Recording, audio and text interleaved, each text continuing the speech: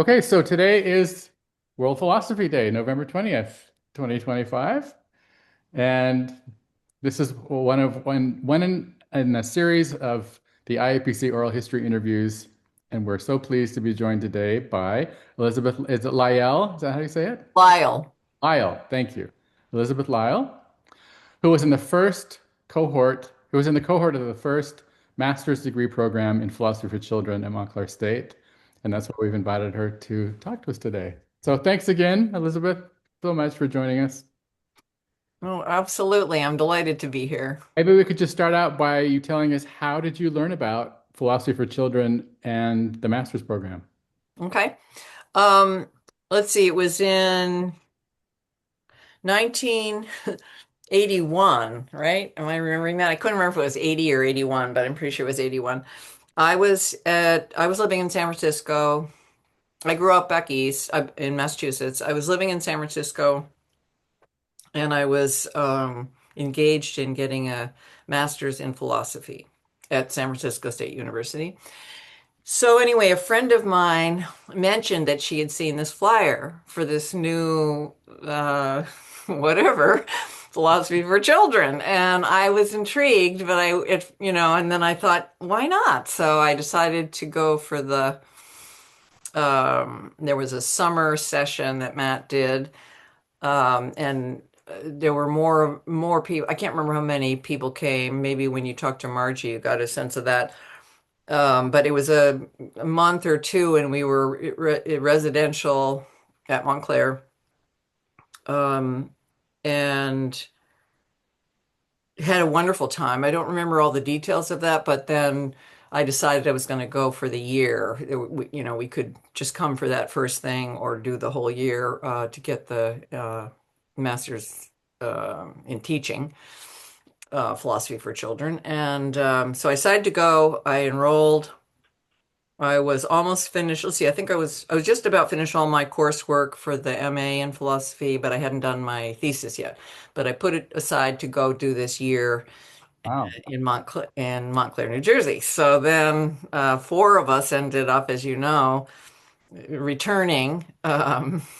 And we were quite a crew, quite an unruly crew, and we had a lot of good times with Matt, and he was wonderful. So that's where it started for me, and I can say more about how the year went. But Okay. have you talked to Richard or Brenda? No. Okay, I don't know where they are. Margie and I have stayed in touch, but I'm not sure where Richard. I don't have any contact information for either of them, but they were the other two people. What were their last names? Brenda Richardson Okay. and Richard Piscopo. Oh, Joe okay. Joe Piscopo's brother, if you know. Oh, really? Okay. Yeah, and he was a wild card, that guy. Oh my gosh. So, And so the structure of the program, am I right, was you had that summer, a few months in the summer, and were you living in student dorms for the summer program yes. on campus? Right. Just as you said that, I remembered. Yeah. On Okay. campus. And then a year's worth of education coursework, and also maybe a couple of philosophy for children classes. Is that right? All philosophy for children. When we returned, Brenda and I got an apartment in Montclair. Richard lived in New Jersey. Mhm. I can't remember what Margie. Anyway, I can't remember her circumstance living wise. I know she was living in Baltimore, but I can't remember if she drove up or what. But the whole year from that September 81 through the summer of 82, Matt had done everything he could to get us disentangled from the usual goings on at Montclair State College in terms of an MA in teaching. Hmm. So we worked almost entirely with him. And what he did was the only requirements that he couldn't get around were the sociology class and a psychology class. Mhm. So he Hmm. talked the psychology teacher into letting us review studies, psychological studies, to point out the discrepancies or faulty premises and the poorly arranged studies. So we were using our philosophical skills to critique the things that the other students, I mean, it was crazy. So the teachers put up with us, and we had a blast because we learned a lot about how faulty a lot of studies are. Mm. And so he was trying to do everything he could to just have us go into things using philosophical skills, because his whole thing, as you know, was make this practical, this philosophy work. Let's not just have it be abstract, which is all I had. I mean, I love, the pursuit of wisdom. That's all I had known, and he grounded philosophy for us. Mm. Totally. Changed my life. Mm. Can you say just a little bit more about that? How did he ground it? What do you mean? By saying, look, he told us about how, he'd been at Columbia. He had begun to realize that students coming in year after year were seeming to be less and less well equipped to reason. Mm. And he could feel the tragedy of what goes on in the school systems, for complicated reasons. So he began to decide, again, as I'm sure you know, that he wanted to start earlier with kids. So his whole pursuit in making it practical, by offering it as a support to young lives, learning how to reason, made all of that become practical for me and for us. I think it was like, wow, you can really help with philosophy. You can really help people do better in life, not just, study some of the wonderful ideas that have gone before and endless arguments about them. You can actually help people with this. And I was thrilled by that. Mm. And also had no idea. When I look back, I'm like, semi-ashamed because he was training us into waiting, not filling all our thoughts and putting them on the kids as teachers are trained to do, give their best to the kids, bless their hearts. Teachers are trying. He was training us to let the kids lead and figure out how to facilitate around that. So at first, we were all just scrambling, like, how do you do this? What do you say to make the conversation sustain and give the kids all the space and room they need? And then we would go in, he put us in, we were student training in various classrooms. K through, let's see, we taught in a third grade, fifth grade, and eighth grade classes. We showed up to work the whole approach, and the teachers in the classrooms weren't really very happy to have us there, and they didn't really they weren't thrilled about the whole idea of having kids talk about stuff and present their ideas and that. And so we were fighting that while we were trying to figure it out. And then Uh, Matt put us in Harlem. Did you hear all of that? Yeah, you probably know all this. well, no, but tell your version of it. Well, yeah, we all of a sudden he has a connection with the principal at the time of I don't remember the name of it was one of the public schools in Harlem, and had been tagged as kind of a bottom of the barrel situation that had become really troubled. And Mm. this guy had gone in, a new principal, full of life, to try to turn the situation around. And I can't remember his name, but he and Matt knew each other. So Matt, I guess, suggested to him, can I throw these four people in your mix? And so we go into this school in Harlem, these little white people, and the kids were, I mean, it was great in a way, but it was a little more rowdy and not, and organized differently and so forth. So we were just pressed to improve.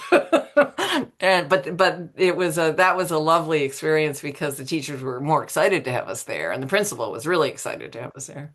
Was that a grade school or a middle school? It was grade. Let's see, was it? I think what we just worked with a sixth grade class, as I recall, fifth or sixth. So I Okay. think it was grade. Okay. So the your placement in the schools, doing philosophy in the schools, as I understand, was in lieu of the student teaching requirement for the MAT. Because the MAT is a Master of Arts in Teaching, so you were getting teaching certified at the end of it. So you had to do some student teaching, right? Yes. And so who the other schools were they in Montclair? Yeah, let's see. Were they right in Montclair? They were right around in that area. I And bet I could find, I was just starting to pull out some journals to see if I had been pressed for hmm, time. And so but I can send you information if I find it. I think one was in Morristown. Is that the name? In New yeah, Jersey? yeah. I'm not sure. For some reason, I remember we went there and I'm trying to think if it was a school there, but we went to a couple different elementary schools in the area. And like I said, we were engaged in third, fifth, and eighth grade classes. And I remember that specifically because the third and the fifth, I felt like I might be able to someday de deal better, better with. The eighth was so challenging. Oh my God, I'll never forget. I had no idea what to do, and we were working with poetry in the Suki book. Oh, These immediately, it was like a horse recognizing their rider is not in control. It's the way they saw me. that was another of my questions. So you were using Suki with the eighth graders, and I assume Pixie with third? Yeah, and Lisa, I think we were doing Lisa and Harry and Lisa And Lisa. with fifth and Okay. sixth. I can't remember if Yeah. it was fifth or sixth. And how are you supervised in that school teaching? Let's see now. Um, Like Let's where try you to remember observe? names. Do you remember there was Anne? I forgot her. Sharp? Yep. She wasn't supervising, but she was there on hand. And her Phil, When? yeah, he observed us. Okay. I think he was the main person that observed us, and and I'm sure it was because they were trying to make sure it was somebody who knew something about the Mhm. program. Mhm. And he was very supportive, very supportive. I was always being told, as I still do, that I was talking too fast, and so they were all trying to get me to slow down.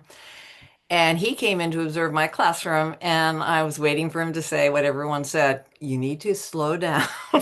So I was waiting for that, and he didn't say it. And then I said, well, was I talking too fast? And he goes, well, what I noticed was almost immediately the kids started talking as fast as you did. So it seemed like it was all working.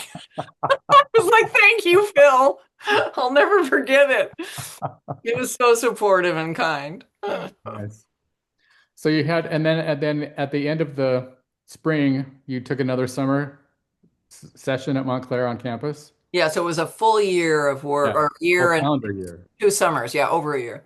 Yeah, yeah, yeah. And then there was, let's see, during the summer, I guess, the second group that were starting to sign up, including Eugenio, Mm, were showed up for something, and we were helping in that. It was like a 2 week something introduction or something, and we helped with that. And then we also helped with, there was something during the year where, uh, uh, PhD people were coming for training, and we were helping with that. And that was at a monastery in the area.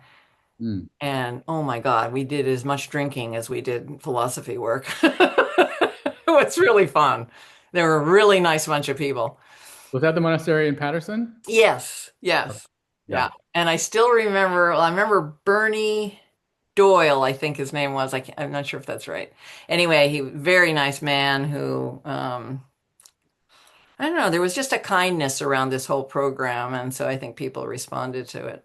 And he Hmm, was definitely one who responded that way. hmm. I think Margie's mentioned that she had to teach other courses in the schools besides philosophy. Like I think she taught a math class. Well, she was doing that as her regular thing. I mean, she did more math than anything, and was always having a little bit of a hard time transitioning and feeling sort of like she was doubting herself. And so I don't think and it was hard to get a school to agree Right. to put it in. So I didn't, stay with it as long as I could have, I suppose. But let's see, I taught, uh, after the year was up with Matt. He, uh, I think he helped me. I think he recommended me to the principal at the Ethical Culture School in New York City.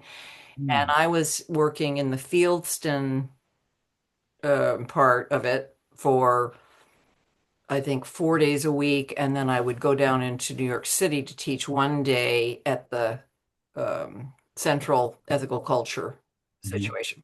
Hmm. And I struggled the whole year.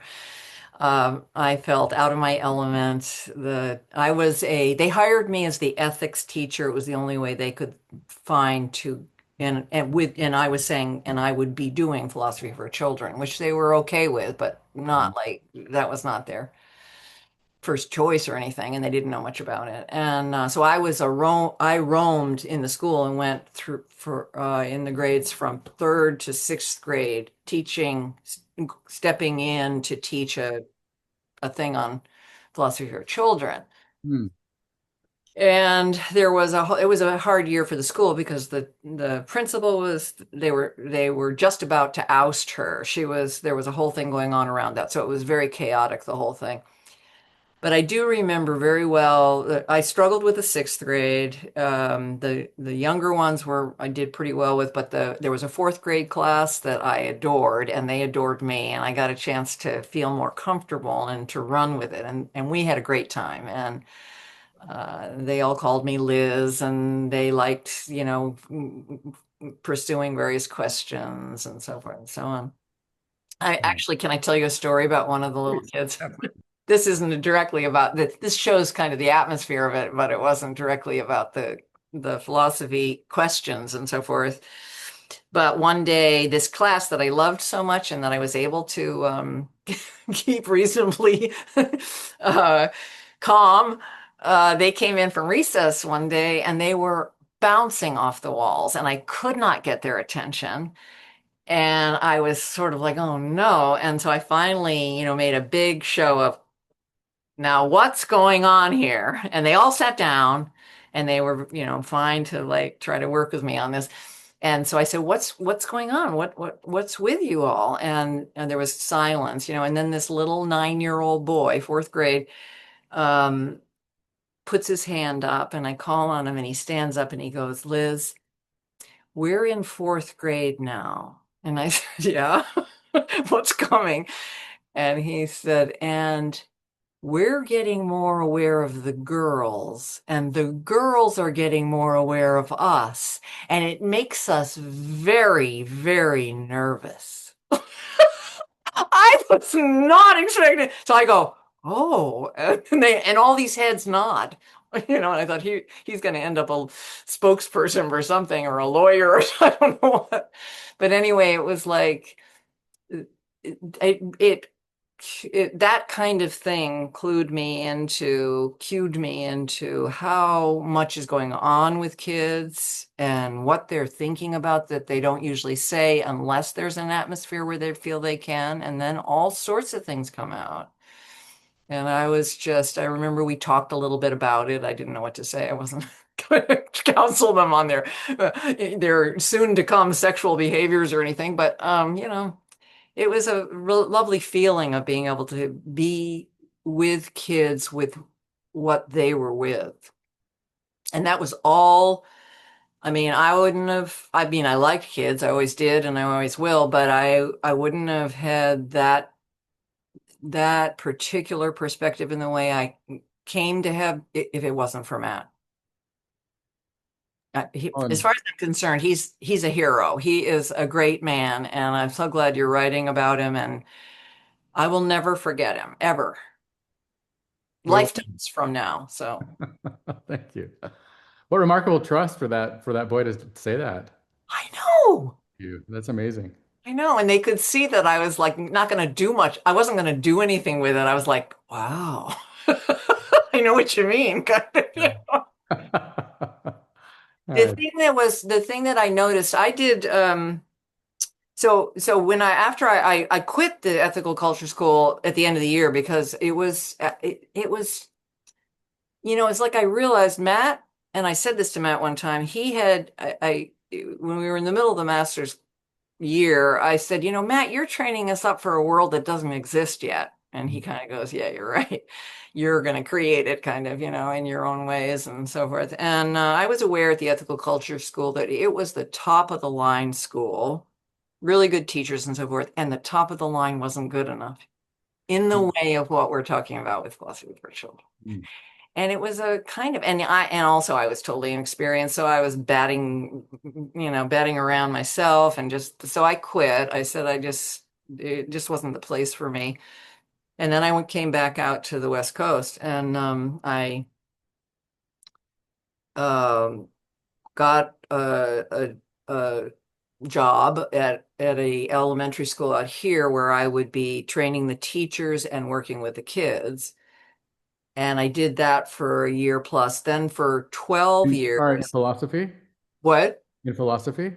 Yeah, in philosophy for children. So I was working with the kids, Mm, demonstrating for the teachers, mm, and this principal had used some grant money to hire me just on trust that it would work. And we did some good work together. mm, But that only lasted a year. And so then I ended up at or in the summers, I got hired uh, at Pacific Lutheran University in Tacoma to train K through 12 teachers in philosophy for children. So by then I had my feet under me a little more, and so I worked with teachers. They were just workshops during the summer for 2 or 3 weeks. mm, And I really learned then firsthand that almost the mechanics of the shift that has to be made between being the teacher, being the fact giver, and everything comes from her or him, to stepping back and listening and facilitating. And the trainings were very interesting because there were people who came who were interested, wanted to do it, wanted to try, but they would fight the whole thing for the first 3 days. Inevitably, it was not until the third day that things started to shift. And that's because I demonstrated, then they all had to sign up. It was the standard procedure to lead, to facilitate. And as they did that, they began to realize, wow, this is hard to do. And I was saying, you're not pretending to be children, but you've got to come from your own philosophical notions. And that's true for, whatever age you are, but just come from, and they at first were thinking, well, I'll be able to do it better than the kids, or whatever they were thinking. And then we would finally get to the point where we would get into good conversations, and they would really see that mm, because the whole thing was that it it leveled the playing field between adults and children, because everybody's dealing with these open-ended questions. Nobody's got a full answer to anything, maybe some good new thoughts, but mhm, and I loved that, but a lot of people, that didn't make any sense to them because they were there to help the children learn. mm, And I understand that. It's hard. yeah. So I did that for 12 years. Then I got well, it's not connected with philosophy of children. I got hired by the Washington Commission for the Humanities to work in this thing called the Clementi course with people in poverty, and you had to be below the poverty level, certain age, and so forth to get into the work, and it was, no charge. And then I taught the philosophy section, and even though it was just philosophy, it was ethical, just different ethical issues and readings. But I always came from that same. By then, I was marked by what Matt had Mhm, really helped us be with. And so everything after that followed, even if I wasn't mhm. directly teaching, kids. And then I taught college philosophy Sorry, level. what was the age group of the Clementi program? It was, you had to be between 18, I think it was, and 35. Okay, so like young adult. Okay. Yeah.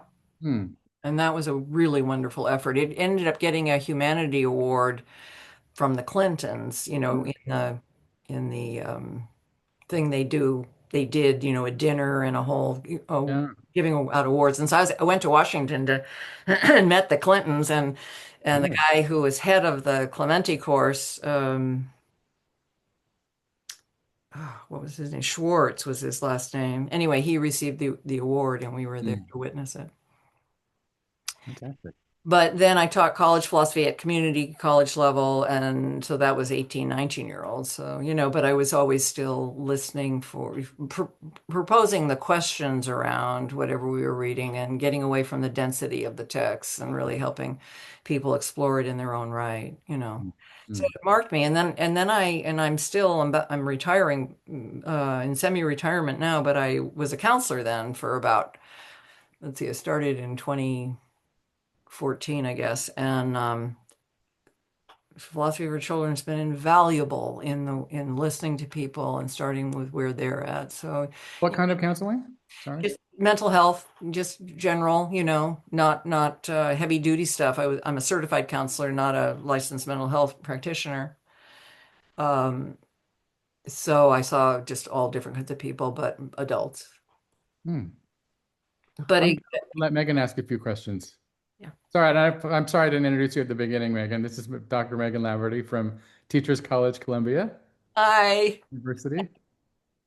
Yeah, thanks for sharing your journey with philosophy for children and subsequent to it with the ethical culture school and then your time out in the West and um, just sort of returning to the MAT. It seems like from what you're saying that Matt taught all the courses or most of the courses. Is that right? Other than the psychology and the Socio. sociology. Yeah, he was, given this was a brand new thing and he was still feeling his way and as I remember, Montclair State University wasn't really sure about, what he was doing and how what he was doing fit into their requirements. And you do know we were in a trailer on the campus. So there's the four of us with Matt and Anne and Phil. The courses were in the trailer?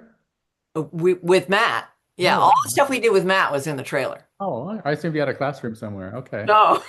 Well, no, wait a minute. Let me take that back. We did have a classroom. That's right. We did have a classroom. We were so often in the trailer. We did a lot of work in the trailer, but we did have a classroom.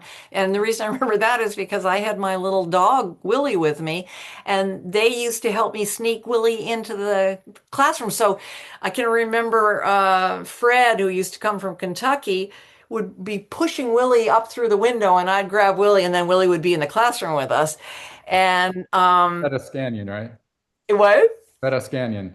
Yes, Professor. Yeah. yes. And then there was a guy who came from India. I've forgotten his name, but he used to always say nothing can happen until, there's a Hindu term, Sakshi, the witness. And he said nothing can happen until Willie's there because Willie's the Sakshi. So so that's why I'm remembering, yes, we were in a classroom, but also a lot went on in the trailer. I'm really glad I asked that. And do you recall what the curriculum was for the courses? Do you, We worked through, yeah, we worked through all the books with Matt. do you, And yeah, do you recall how you worked through all the books? Like, we did them as we would do them in the classroom. mhm. We would And take turns facilitating. We would, go through because he wanted us to not have an explanation of what to do in the classroom such that we would be or at remove. He wanted us to experience what the kids would experience, which is also the way that's why I could do the teacher training myself, because his model was you don't ever talk about it, you do it. Mhm. So we worked through all the books and um, just it was all conversational around. were the were the manuals important or Yes, we used the manuals constantly and did different exercises. And, he would model the reading. We'd read through things and then what questions come up and we'd list them on the board. and start to work on them. And then when something prompted, when there was an exercise that very almost always backed up whatever was the focus, as I remember, we would get a whole bunch of things and then we would sort of whittle it down to some main points that were of interest to people. And then we would turn to an exercise very often to bring out more. So we were constantly using the manuals. And were you doing any reading alongside that work, like for homework, or was it mainly the practice itself, both in the courses and in the classroom? It was mainly the practice, and I think I'm trying to remember now, he was so intent on pulling us away from sort of academic study. Trying to think if there were, I don't recall any backup books, but you know what? I mean, that's something I could locate if I go through some, I think I would have noted something in journals. I might have noted titles of anything, but I really don't recall. It was so intense working those and really having a deep philosophical pursuit together. It was such a deep thing, and we just did it and did it and did it and did it. Mm. So that's my main memory, but I'll try, I could try to fill that Thank out you. and see if I can find any, other. But can I ask why you ask? Is it that you're trying to I mean, I don't know how it's done now. Yeah, we're trying to work out, how it changed over time. And at a certain point, students were asked to write essays once a week on the philosophy of the chapter that they were discussing in that week. And they were given a sort of bibliography of texts to support them in that assignment Right. each week. So I just wondered if that was there from the start or whether that developed I, later. I think that Sounds like developed later. Yeah. I mean, we must have done some. That's funny. I can just so much remember the play of it, both the playfulness and the play of the practice.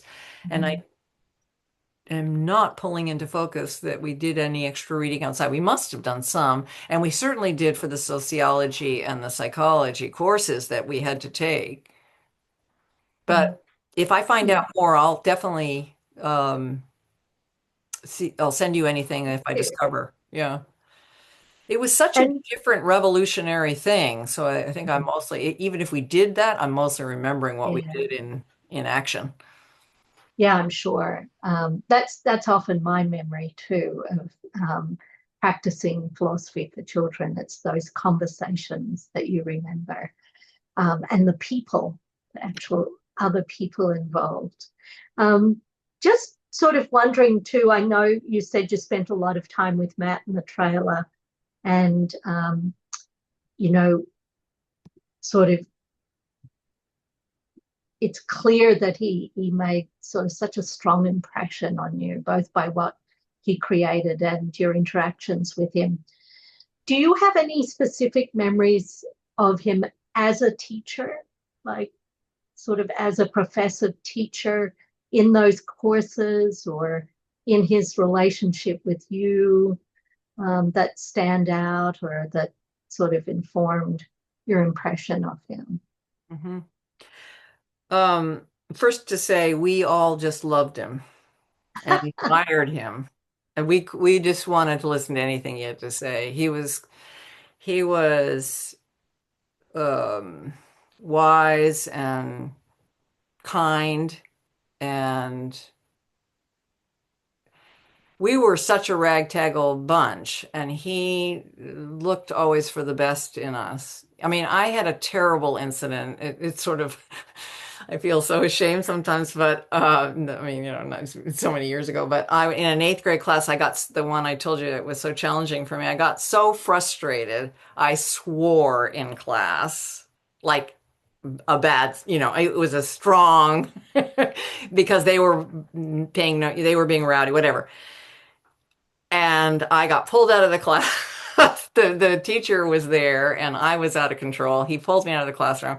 We talked a little bit about it. I was so mortified that I had done it. And then after that, for a while, all the eighth graders were high-fiving me because they thought it was so cool. So it was a very mixed up kind of thing, you know? Anyway, I'll never forget going to see Matt with my head down, my tail between my legs, just going, "You're going to kick me out. I just can't believe I did this." And he was so gracious and firm and making it clear that he knew I was learning and that wasn't going to happen again. I'll never forget it. I felt, upheld, and yet we weren't mincing, we weren't forgetting what, it was a serious thing. And I just remember it was that sense of being given a second chance, a third chance, a fourth, and it wasn't that he was soft at all. It was that he knew this was a change for us. And he also knew we were totally inexperienced with teaching young people. But I'll never forget that. And then there was always an interesting interplay between Matt and Anne that was extremely important to the whole thing. Matt would sometimes get ponderous, just sort of professor-like, but in an interesting way. And if it was ever Anne thought it was going too far into that, she'd challenge him. They'd fight in front of us in a really, we all kind of were first like, wow. But it was like seeing your parents fight. It was like, and it was okay. It was okay. And she would bring him back sometimes. And so there was always that going on. But he was always like, searching and inquiring himself and honoring anybody's inquiry. And I'll never forget when we went through the Suki work, writing poetry together. We all read our poems out to each other. He wrote a poem about Willie that I still have. Willie was a little black and white dog, and it was, I think I might have it right to hand because I've kept it with me. Yes, I do. Can I get it? It's right here. Oh, yes, please. It was so wonderful, and I found it some years ago. I tucked it away, and it's all in Matt's handwriting. Wow. And it's Elizabeth had a little dog. I don't know why I said Elizabeth. I always wondered about that because everyone called me Liz. So Elizabeth had a little dog. He's blacker than a crow. And everything that Elizabeth did, her dog was sure to know. He followed her to school one day, which was against the rule. It made the students laugh and laugh to see a dog in school. They said that as dogs go, Willie's a kind of model. After all, how many dogs are conversant with Aristotle? So everything Elizabeth did, Willie was sure to know, and pondered in his canine heart where cats and bones must go. Is that a treasure or what? That's a treasure. Yeah. Can you possibly scan that for us and send it to us? Absolutely. Thank you. Be That's happy wonderful. to. And you know what's really weird too is it wasn't until many years later when my mom was doing, I grew up in New England. My mom was doing genealogical research. She found out that our ancestor was Mary Sawyer, who was the Mary of the Little Lamb, which this is modeled on. I didn't know that when Matt wrote this. Wow. Maybe you should include a photo of your dog if you still have photos. I do have, I'll have to hunt for it, but I know I do somewhere. Absolutely. And any photos you have of that time, if Well, you don't mind. I was looking and I do have cameras weren't what they are today, but let me just see. I wanted to show you. I found, wait a minute, hold on just a second here.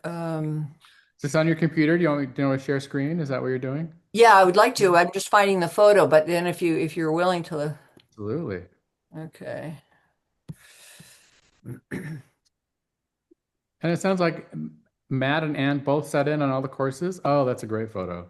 Wow. This is one where, Fred and Matt, and there's Richard. Oh, that's and it's grainy. I just took a picture this morning of it, and there's the four of us. Margie, inside the trailer, yeah. Oh, Margie, Richard, me, and Brenda. oh, we can see the one of Matt. Oh, with Fred and Richard, but we can't see the one you're talking about now. okay. I thought they came If up you could together. do that again. Yeah, here we go. Oh, wow. That's so Margie on the left, Richard, me, and Brenda on the right. Isn't that grand? That is fantastic. And the four of us had a blast together. I mean, we had so much fun. Brenda and I were living together. I had Willie and a cat that was living with us, and Richard was crazy and wild, and Margie was, she was 22. Richard was 29. I was 31, and Brenda was 33. Mm. So Margie always felt, she was the youngest, kind of trailing behind, but I loved her. She was just wonderful. I loved all of them. They were just really good people. But Richard he was, when I say crazy, I kind of mean that literally. I think his brother Joe had really done a number on him growing up because he was kind of whacked, but he was so much fun. It must have felt special to be the first. I think so. Yeah. I You mean, must have felt like pioneers, yeah. like undertaking this study Yep. that no one else had undertaken. Yep. It's really quite remarkable. Yeah, it really felt that way, definitely. We felt so, it wasn't so much, look at me, I'm special. It was just this feeling we were doing something good and new, and we were with this great guy, Matt, and Anne was wonderful, so it was a lovely feeling. I'll never forget that year. I mean, it was just really, really, as I said, life printing. It really affected me forever. So. And can I tell you one story about something that had a conversation that I had in a fifth grade class with some kids because it was just adorable. We were talking about the different, so it was fifth grade, 10 years old approximately, and we were talking about the difference between the mind and the brain. And they had been, trying to, oh, well, maybe they're the same. Maybe they're this. And, I would say something like, well, there's two different words. What do you think about that? And then they were pushing on it and pushing on it. And then they finally wore themselves out and there was kind of a quiet. And then this one little boy says, I got it. And we all said, what? And he goes, it's like a fish tank. The tank is the brain, the water is the mind, and the fish are the thoughts. You gotta love it. Oh, yeah, yeah, definitely. Such So good memories. yeah, yeah. And the kids loved it when something like that. They were all, yeah, that's it. And then they all started coming up with analogies because we were working. Matt was always encouraging the work on analogy as opposed to, there's the logos and then there's the analogos. That's, what is it like? I heard not many, I heard a couple of teachers over the years that when I was, student teaching there and then some work out here, but it was when I was still back there.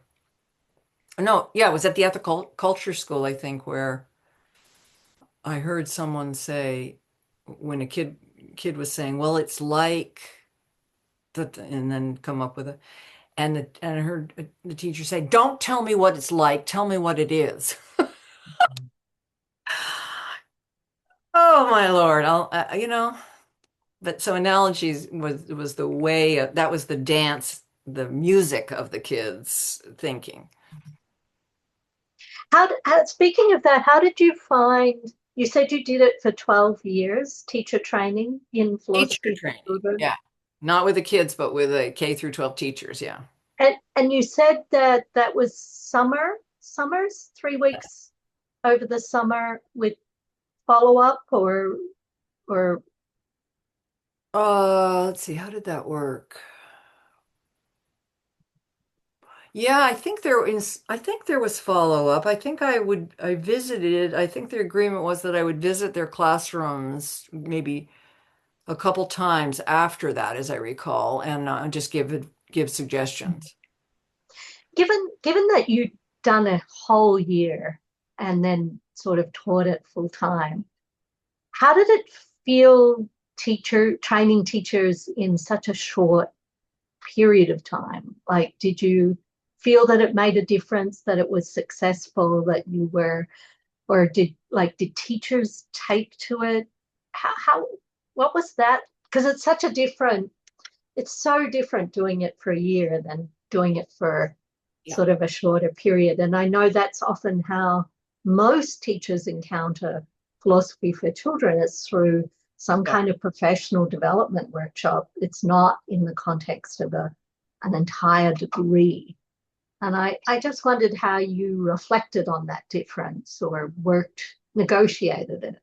Yeah, yeah, I think that's really important.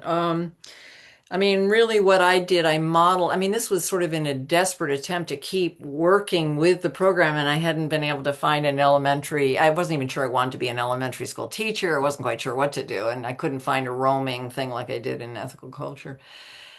But I modeled it, as I recall, on what Matt had done when we would in the summer, the second summer, there were the visiting, I think it was one time during the year and one time in the summer, the visiting professors who wanted to make contact with this program. And so I remember modeling it on exactly what he did, which was always just get them up facilitating. Um, and uh, I recall that some people, it was very clear over the 12 years that some people really took to it and others didn't. And some people wanted to take to it but didn't really know what to do. So I think it was very limited, but there were some people that I checked in with afterwards, just as friends too, and they were still doing it, but I think that was kind of rare. The other thing was that there was a group of us here in this area, I mean, on the West Coast. I'm trying to remember names, and you maybe have them, but oh shoot, it came in and went out. A guy living in Oregon who trained with Matt for in different capacities. Darn, what was his name? Um, it will come to me. And then somebody else who was in Florida. Oh, I'm gonna have to find. I'll find these names, but there were a Thank group you. of people who had gone for training with Matt and had done more than I had. Oh, and I didn't have a PhD. I was the first person that Matt agreed to let me to train teachers without a PhD. To that point, it had all been PhD Oh, people. interesting. Wow. Wanted that connection between PhD and the kids, and not have anybody. He wanted that amount of work having been done such that the kids met somebody who was really holding, Mhm. as I understood it. And so But you I, also had that other degree from California in straight philosophy, right? yeah, I had a master's in And I knew philosophy. that. Yeah, and Matt knew that. I didn't ask him about the possibility of me training teachers until because I Mm. hadn't finished it up when I went back east. I finished it up, finished my thesis. I got my master's in '86, I think it was, and I contacted him. We were in touch periodically, and I Mm. contacted him and said, "Any chance you would okay me as a teacher trainer?" And so he lined me up with these people who were PhDs and they were on the West Coast, and we met regularly, or once, I don't know, regularly, maybe once a year, for extended work together to support and Nice. to keep ourselves going. And so I think when I started at Pacific Lutheran University, the guy whose name I'm trying to remember, The Dale Cannon? Dale Cannon. I was thinking Dale, it began with D. Dale Cannon.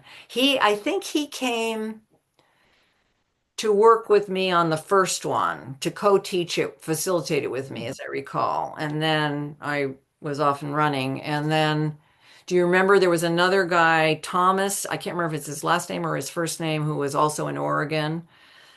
Does that call up anything? Something Thomas or Tom? I don't think his first name was Thomas. And then there was a guy in Florida Mhm. who was the one that he invented the term of basic vanilla approach, is a very simplified version of it, and then you could do Yeah. other things around it or something. But I'll find his name. Okay. But Dale Cannon and I were in touch for quite a while. And in fact, it was a couple of years ago, maybe 4 years ago or so, he contacted me to say he was getting rid of some of his Mhm. supply, different things. And did I want anything? And I said, no, I've got, I still have some of the books and stuff. So then he sent them to me. Oh, so that's how you know him. Yeah. No, I've known Dell for many years. Oh, oh, oh. Because of him, in what capacity? Just as friends, or I think I met him at a Philosophy of Children conference first, many, many years ago, and then I think he visited Montclair a few times, and then I would see him at conferences and just keep in touch. Oh, wow. So when did you both first meet this program? I got the master's degree in Hawaii in 91, 92, And with Tom Jackson. Tom Jackson. That's the guy I'm trying to think of. Okay, I got the Oh, names. Tom Jackson is the one who did Plain Vanilla. Yeah. Yeah. Yeah, yeah, yeah, yeah. That's right. Oh, wow. So 91. Wow. And Megan can tell better. Megan, yeah. Oh, yeah. So I encountered the program in Australia in 92. I went to a residential workshop there, and that's where I met Anne and Ron Reed, because at the time I was a philosophy graduate student and I was interested in learning how to teach philosophy. And like you, I'd seen a flyer for the workshop, and I went to my chair, my department chair, and said, would he sponsor me or fund my participation or attendance at the workshop?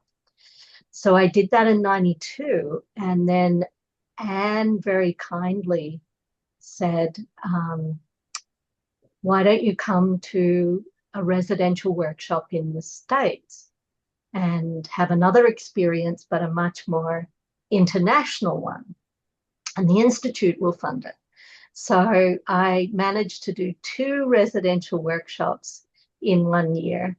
And also in between those two, I just wanted to have every chance I could to do it in schools. So I started to build relationships with schools that would allow me to go in and teach it. But, when you told your story of swearing out of frustration, it reminded me of an experience I had with very, very young children. And I had not interacted with young children before. And I just couldn't get the kids to settle enough to do anything. And I just, in the end, made them all sit in, the corners that were the sort of punishment areas. And the teacher had never seen anything like it. And she just thought it was hysterical.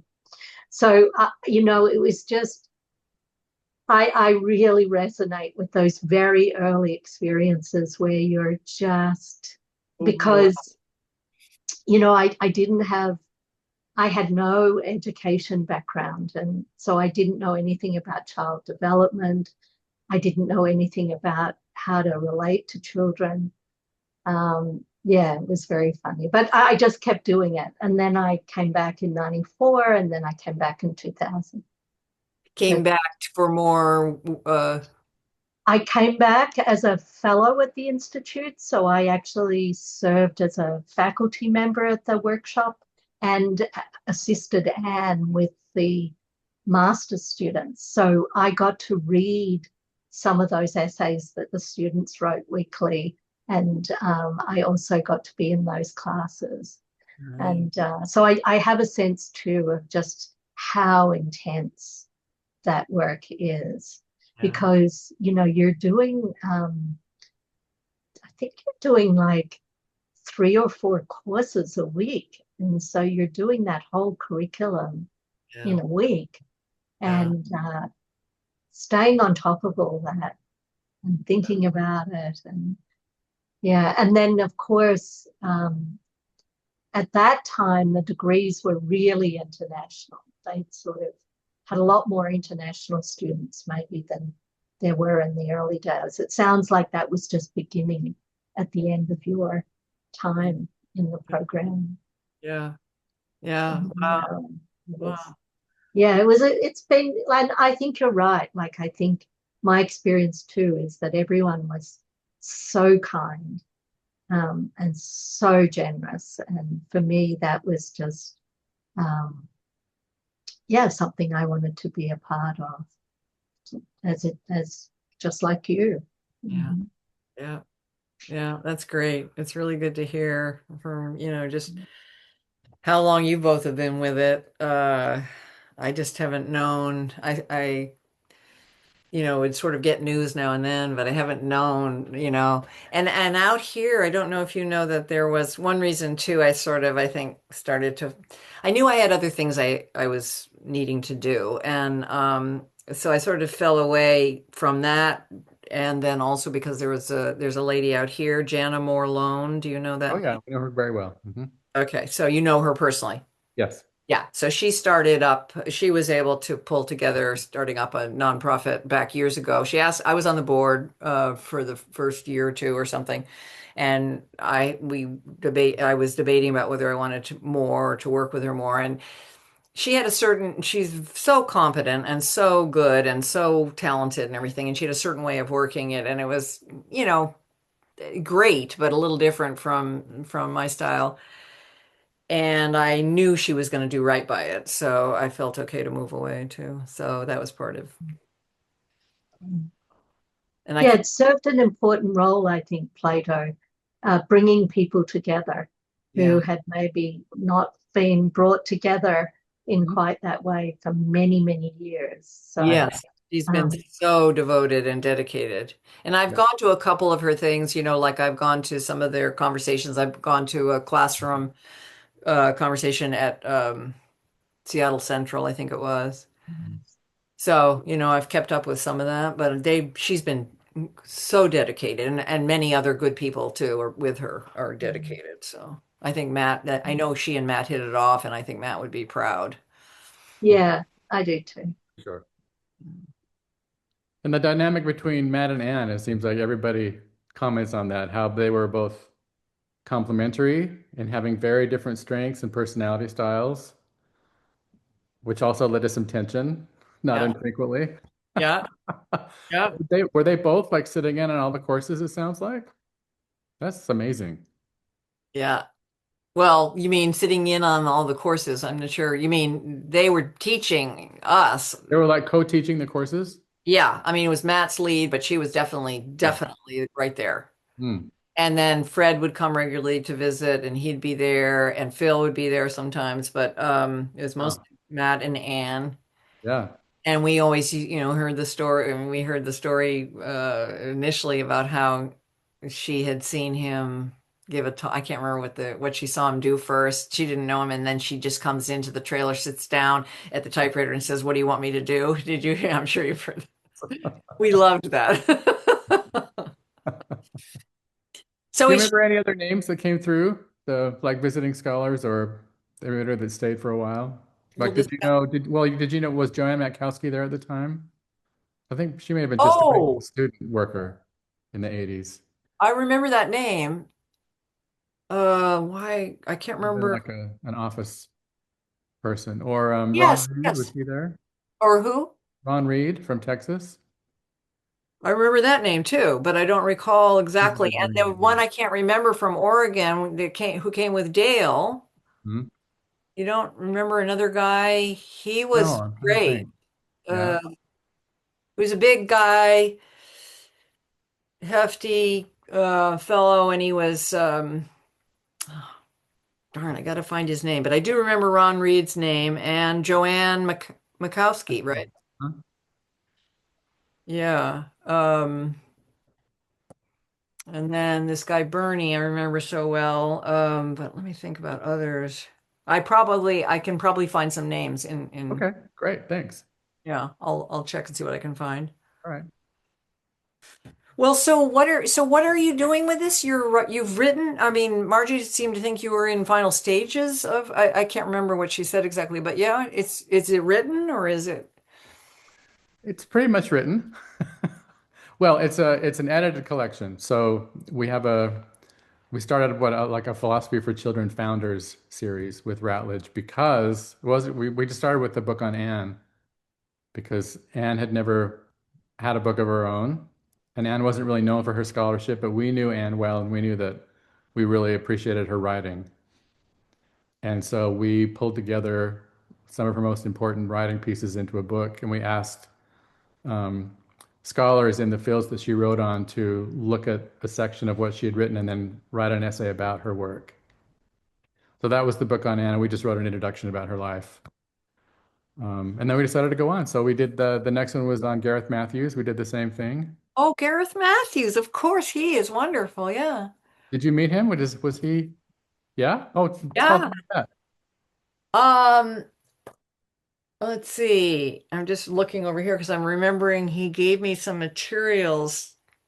Wait, let me think Did about he what come down to the IPC or did you go up to Massachusetts to see him? he came to IAPC. And he had written so many, of course, Philosophy and the Young Child. Yes. So that was a fantastic help, that book. And then Mm. he had some materials that he brought with him to work with kids directly. And I remember we used them in whatever I guess it was, trying to think was it, did he come for a training or what would he have come for? I mean, I don't know when did he write that book? And do you remember, or do you remember the connection between him and Matt to such that he wrote that book? I can't quite remember. Well, I don't know about Philosophy of the Young Child, but he was a contributing editor to the Thinking Journal, and he wrote Yeah, the Thinking in Stories column, yeah, identifying philosophy in children's literature. yes, And he started a curriculum series, like teacher guides for children's yeah. books. That's what he gave me some of those materials, and I used them in some capacity. And I was delighted that he just said, "Yeah, you can take these. It's fine." He was very nice about it. But Philosophy and the Young Child really was Yeah, superb. it was groundbreaking, really. Is superb, yeah. Yeah. And then that was, the first time. I mean, we really, really raked Piaget over the coals. He did in that book, but Matt just took him to task. And there's so many people like that are the names people remember. And Matt Mhm. was absolutely clear on the fact that kids don't develop developmentally in their thinking in the way they might in some respects to their biology and their whatever. They can say completely amazing things that seem long before they should be able to. And he was a champion of that, as you know. Mhm. So our book on Matt is the same. We've identified themes that he wrote on, and the book will have people writing original essays on what Matt wrote on, and then we will republish one of Matt's essays in that theme. So there'll be like 5 sections, I think. And then Megan and I are writing a long biographical sketch introduction about his life. Megan, do you want to say anything else about the project? No, I think that captures it beautifully. So, and what are these interviews used for? Or what are you trying to just Oh, trying to? well, thanks. Yeah, so two things. So first, are there details about Matt's life and the history of the IPC that we don't know yet? So you will tell us, you'll give us other names and we'll go see if we can interview other people. But we're also compiling just an oral history of the IPC. So a couple of years ago, we started producing a digital archive for the Institute because the university bought into this elaborate online system of digital archiving. Oh, So, I raised my hand, please, can we be one of your guinea pigs? So we've collected several video interviews there yeah, for research purposes, and it's fascinating. The stories people tell about their interactions at different points of the institute, and we've uploaded all the curriculum there for free, and all the issues of our thinking journal, and those teacher guides of Gareth Matthews are all there. So we're slowly building this archive to make everything open access and for educators and for researchers in philosophy for children. right. Wow. Wow. So, and can anybody, I mean, could I tap into that? Oh yeah, absolutely. I'll send you the links. Okay, great. Yeah. And are you using this recording and the recording? Well, with your permission, yes, I would love to include it. Yeah, Yeah, it's fine. great. We have a section of oral history interviews by former graduate students like you, and then we have a section of like IAPC faculty and fellows like Matt and Ann, and we have a few of their interviews, and then visiting scholars, visiting professors from other countries. Oh, I would love to see those, and Ah, it might spark, oh, I remember him, and da, da, da. right, right, right. So you and Margie will be in there definitely. Oh, good. Um, uh, and I don't know if there's anything you've gathered about Teresa, Matt's wife. Some, yeah, Yeah. but not a lot actually. We didn't get to, she was often struggling with different health issues and whatnot, and we didn't get to see, and I think he was also very protective of her because she was a prior student of his, and I think there was maybe some issues around that, but I just always remember a poem. She came one time when we were writing the poetry, we doing Suki, and I always remember we were doing haikus, I think, and hers was gardeners, roses think never die. She wrote that? Yes. I didn't know she wrote that. What did you think? I think I got, yeah. It's Who? in one of the novels. It's in Oh, probably so. which novel is that in? You're on mute. Megan. I thought it was in Harry chapter 10. I think it is in Harry now. Yeah. Oh, I don't think Because, it was originally. Yeah. yeah, it Oh, might have been in the second edition. see, that's the kind of detail that I love. Yeah. As far as I remember, she wrote, I'm almost Mhm. positive, and I'll check with Margie, see if Makes she remembers. sense. It makes Yeah. perfect sense. Yeah. And I just thought, oh, I have said that poem to so many people. Yeah. So, and I have a note here I was looking through to see what I could find here. I have a note here that she sent me, Ms. Teresa Lipman. What was the date? 2002. Matt had come out here to receive an award Oh, from, I guess it was something to do with the APA. I can't really remember now Oh exactly what yeah. the setup was. And so it was that in San Francisco or Seattle? I'm trying to think where I was living. I'm not sure. Anyway, I met up with him. I think it was San Francisco. I met up with him and we met for, a meal and different things, and um, went with him to the event when he was going to be presented. And it was just classic Matt. The guy who was going to introduce him, who did introduce him, was just somebody on just doing a show. And Matt had said to me he was kind of shaking his head in disgust because, Matt wasn't somebody to toot his own horn or anything like that. And this guy had come up to Matt beforehand, Matt told me, and said, okay, give me some dirt on your life, that he could use. And Matt was looking at me and he was just disgusted. And he said, what's wrong with these people? I remember going, good for you, Matt. It was just like so this guy does a whole big thing, and Matt's sort of looking more and more embarrassed, and then he gets up. But I just remember him being uneasy about the way he was introduced, and to his credit, I thought. Hmm. But anyway, so this, I didn't get a chance to take a picture of this. I don't know if you can see it, but I could send you a picture. That's me and Matt Oh, nice. at that Yeah. event. Hmm. And that's great. I think Teresa took that. I'm pretty sure Hmm. there was somebody here, and I'm not sure if it was her or not. Was she Asian? I don't remember her being. No. Okay, there was somebody else then. Okay. But anyway, so here's this one